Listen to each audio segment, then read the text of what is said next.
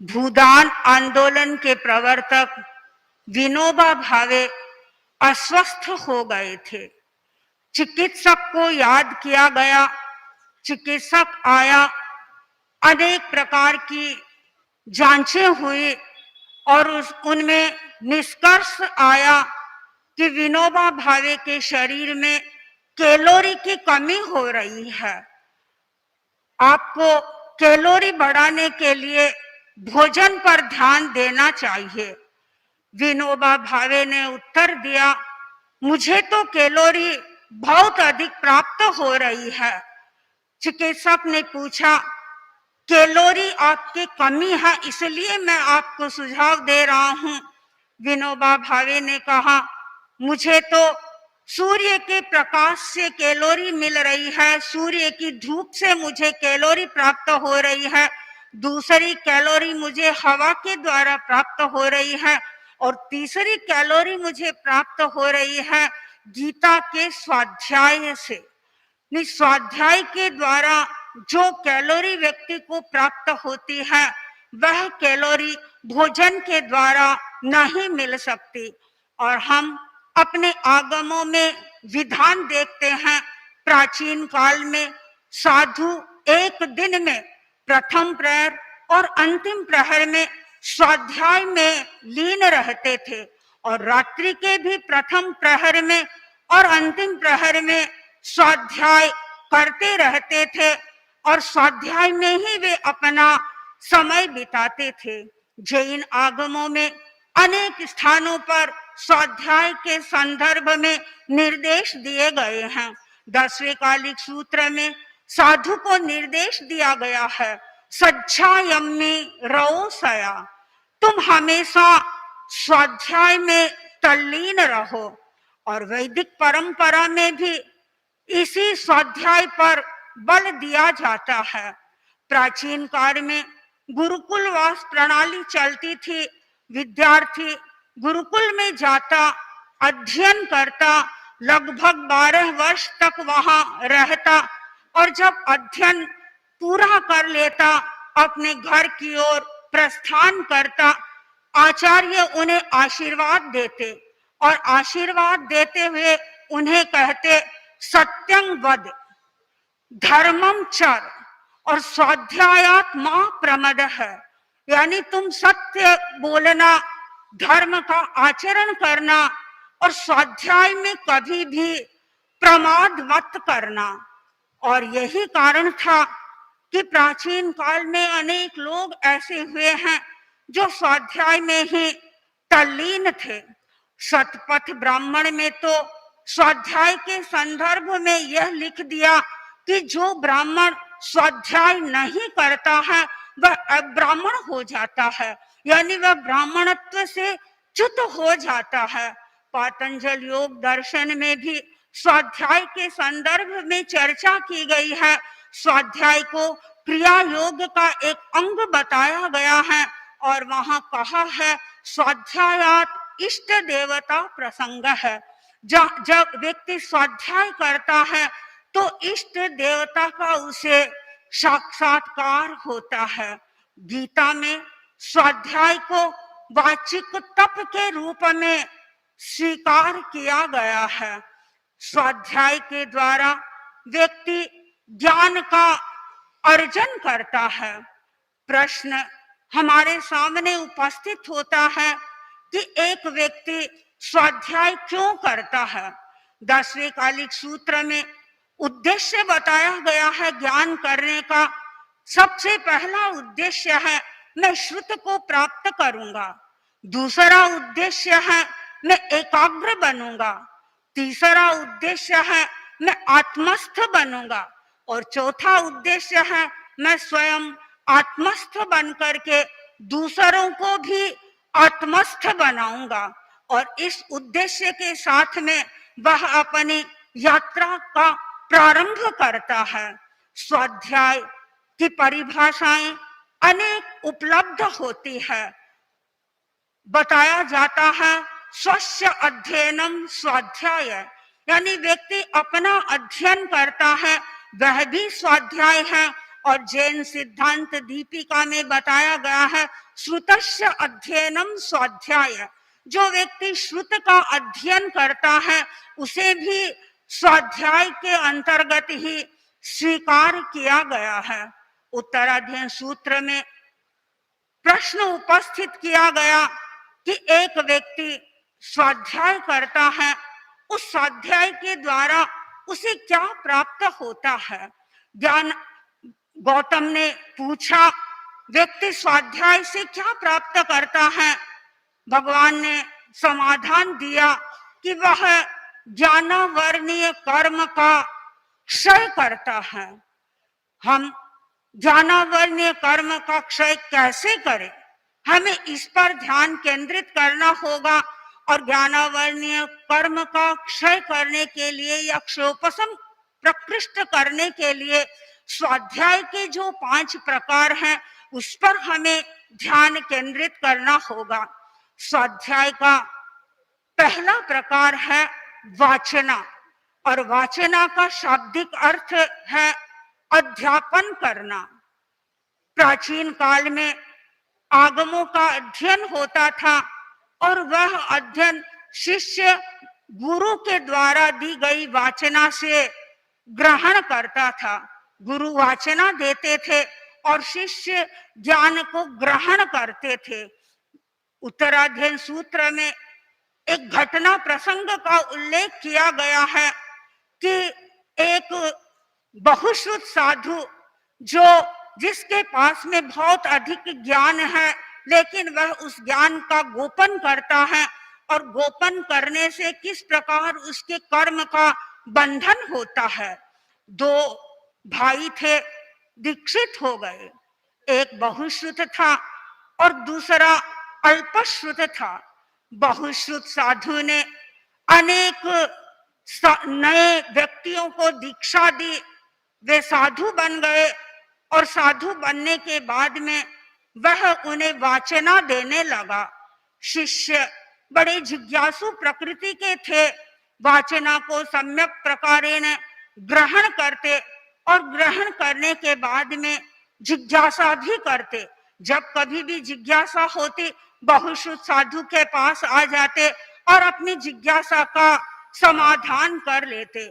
और बहुश्रुत साधु बहुत व्यस्त रहता था अपने शिष्यों के बीच में भी, और यहाँ तक रात का समय भी उनका शिष्यों में ही व्यतीत हो जाता। उनके शंकाओं का समाधान वे करते रहते। एक दिन उनके मन में आया, देखो ये मेरा छोटा भाई है, अल्पश्रुत है, कितना आराम से रह रहा है, रात को सुखपूर्वक वह नींद ले रहा है, और कहाँ मैं हूँ, मुझे सोने का समय भी नहीं मिल रहा है। यह तो आराम से रह रहा है, इसे किसी प्रकार की कोई चिंता नहीं है, और मैं इतना श्रुत का दान दे रहा हूँ, इस दान देने का क्या फायदा।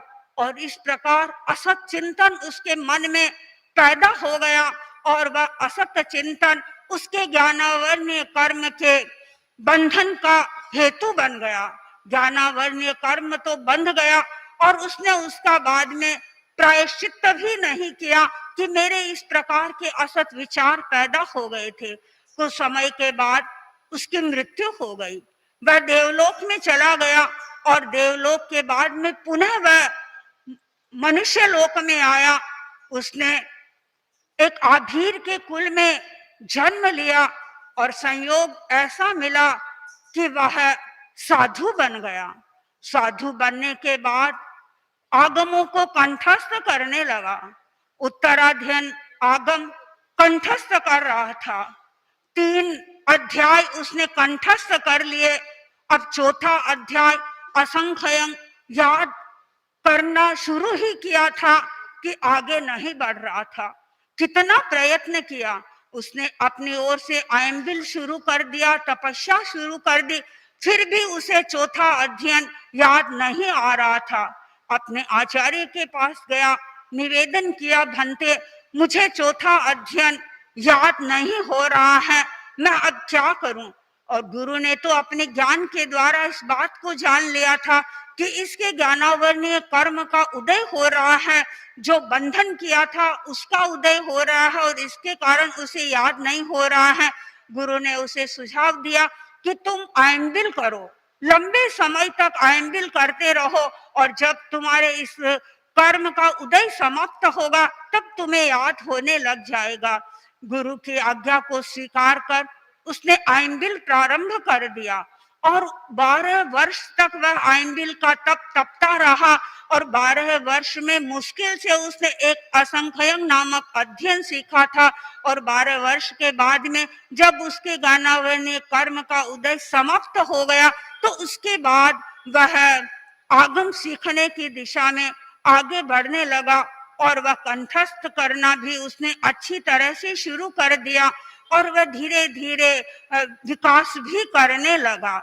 यह एक प्रसंग है और ये प्रसंग हमें ये बताता है कि यदि व्यक्ति के पास में ज्ञानावरणीय कर्म का क्षयोपशम हो तो उसी ज्ञान को देते रहना चाहिए, ज्ञान को बांटते रहना चाहिए। वाचना का एक दूसरा अर्थ हम ये भी कर सकते हैं, पढ़ना। और पढ़ने को भी हम दो भागों में बांट सकते हैं, एक है कंठस्थ करना और दूसरा है अच्छे साहित्य का अध्ययन करना। जैन परंपरा कंठस्थ की ही परंपरा रही है। हमारे प्राचीन साधु उन्होंने 14 अंगों को कंठस्थ 11 अंगों को कंठस्थ किया, 14 पूर्वों का उन्होंने ज्ञान किया। और जिन कल्पिक साधुओं को कितना ज्ञान कंठस्थ था, बताया जाता है कि वे अस्खलित अपने ज्ञान का चितारना करते थे और वो अपने चितारने के आधार पर ये अनुमान लगा लेते थे कि पौरुषी का काल है वह समाप्त हो गया है। और यह कंठस्थ परंपरा आज भी हमारे धर्म संघ में हम देख रहे हैं। हमने देखा गणाधिपति गुरुदेव श्री तुलसी को, हमने देखा आचार्य श्री महाप्रज्ञ जी को कि उनको भी हजारों पद्य कंठस्थ थे। और इससे हम और आगे जाएं, श्रीमद जयाचार्य को, मघवा गणी को, ऐसा लगता है कि तेरा पंथ के आचार्यों की स्मरण शक्ति विलक्षण थी और धारणा शक्ति बड़ी विलक्षण थी। और हम वर्तमान में साक्षात दर्शन कर रहे हैं परम पूज्य आचार्य वर्ग के। आप सब प्रतिदिन आचार्य वर्ग के प्रवचनों को सुनते हैं और प्रवचन में आप देखते हैं प्रायः आचार्य वर्ग श्लोक का उच्चारण करते हैं। यह जरूरी नहीं है कि वह श्लोक आगम का हो, वह श्लोक गीता का भी हो सकता है, वह अन्य ग्रंथों का श्लोक भी हो सकता है, किंतु हम उन श्लोकों को अस्खलित सुनते हैं। कभी हमें ऐसा नहीं लगता कि आचार्य वर्ग कहीं कहीं उसी श्लोक पर आकर के विराम कर रहे हैं, एक चरण बोल दिया और रुक गए, नहीं, ऐसा हम कभी भी अनुभव नहीं करते हैं। इसका कारण क्या है? इसका कारण है कंठस्थ ज्ञान। और वह कंठस्थ ज्ञान भी इतना गहरा किया गया है, खाली यहाँ अवग्रह तक भी वह ज्ञान नहीं है, धारणा तक वह ज्ञान पहुंच गया है। और जब ज्ञान धारणा में चला जाता है, हम ज्ञान को रिटेन कर लेते हैं, तो स्वतः फिर वह हमारी स्मरण शक्ति का एक अंग बन जाता है। तो यह कंठस्थ परंपरा भी हमारे ज्ञान को संवर्धन करने वाली है और अच्छे साहित्य का अध्ययन भी वाचना के अंतर्गत ही आता है। ज्ञान स्वाध्याय का दूसरा प्रकार है पृच्छना। पृच्छना का अर्थ, शाब्दिक अर्थ है पूछना। शिष्य गुरु के पास आगम की वाचना ग्रहण करता है और वाचना के दौरान अनेक प्रकार के संशय उसके मन में होते हैं, अनेक प्रकार की जिज्ञासाएं होती है और उन जिज्ञासाओं को वह गुरु के चरणों में प्रस्तुत करता है। और यदि जिज्ञासा नहीं हो तो ज्ञान कभी भी आगे नहीं बढ़ सकता। आचार्य उन जिज्ञासाओं का समाधान देते हैं और शिष्य के चित्त को संतुष्ट करते हैं।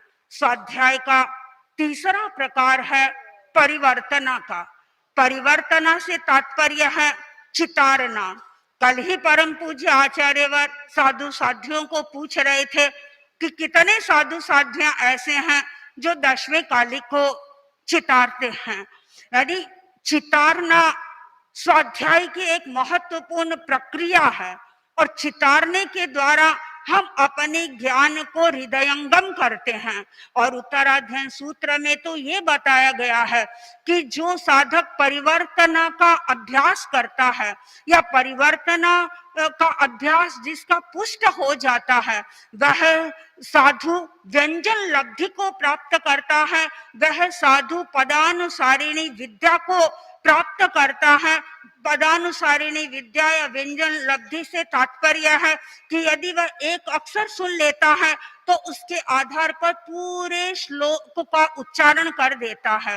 एक पद की उसे जानकारी मिल जाती है तो वह पूरा श्लोक बता देता है।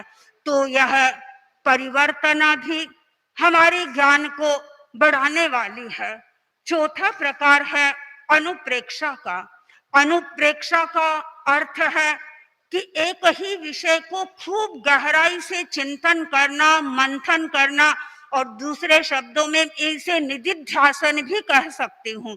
यानी उस विषय का इतना स्पष्ट ज्ञान करना, चाहे जब उसे बताना हो, समझाना हो, बहुत अच्छी तरह से उसे बताया जा सकता है, समझाया जा सकता है। और अनुप्रेक्षा के द्वारा भी साधक अपने सघन कर्मों को तोड़ सकता है।